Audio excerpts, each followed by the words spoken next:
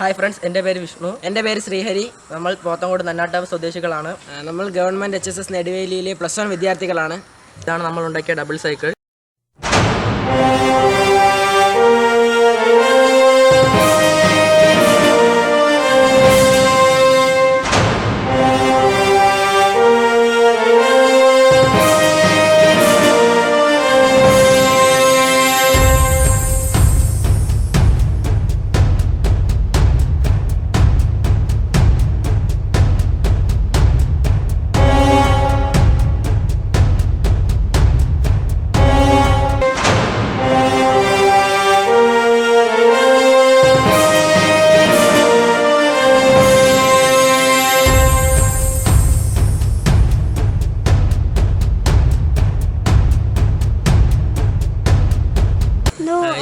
ഇവിടെയാണ് സ്റ്റിയറിംഗ് വരുന്നത്. ഡ്രൈവറിൻ്റെ സൈഡിലാണ് നമ്മൾ സ്റ്റിയറിംഗ് തന്നെയാണ് വെച്ചിരിക്കുന്നത്.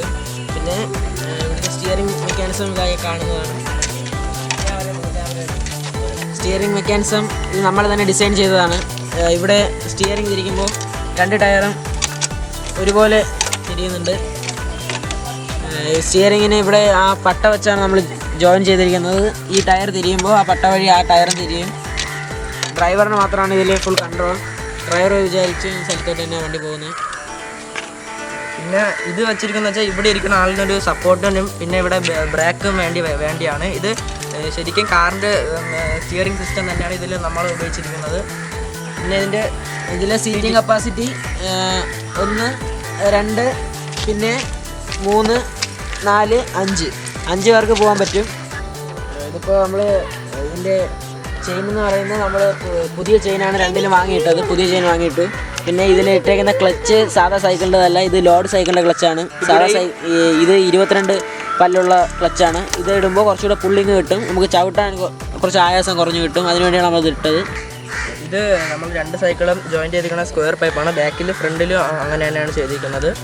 സീറ്റും സ്ക്വയർ പൈപ്പ് വെച്ചാണ് വെൽഡ് ചെയ്തിരിക്കുന്നത്. ഇവിടെ ഇതിൽ വെൽഡ് ചെയ്ത് വെച്ചിട്ടുണ്ട്. പിന്നെ ഇത് പ്ലൈവുഡാണ്.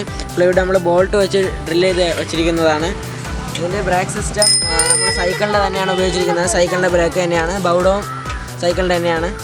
ഇവിടെയും ബ്രേക്കുണ്ട്. ആ ബ്രേക്കിൽ നിന്നില്ലെങ്കിൽ നമുക്ക് ഇവിടെ സപ്പോർട്ട് ചെയ്യാൻ വേണ്ടിയാണ് ഒരു സേഫ്റ്റിക്കാണ് ഇത് വെച്ചിരിക്കുന്നത്. അപ്പോൾ 4 ടയറിലും ബ്രേക്കുണ്ട്. നേരിയ പോകുമ്പോൾ പിടി അവിടെ നിൽക്കുന്നുണ്ട്.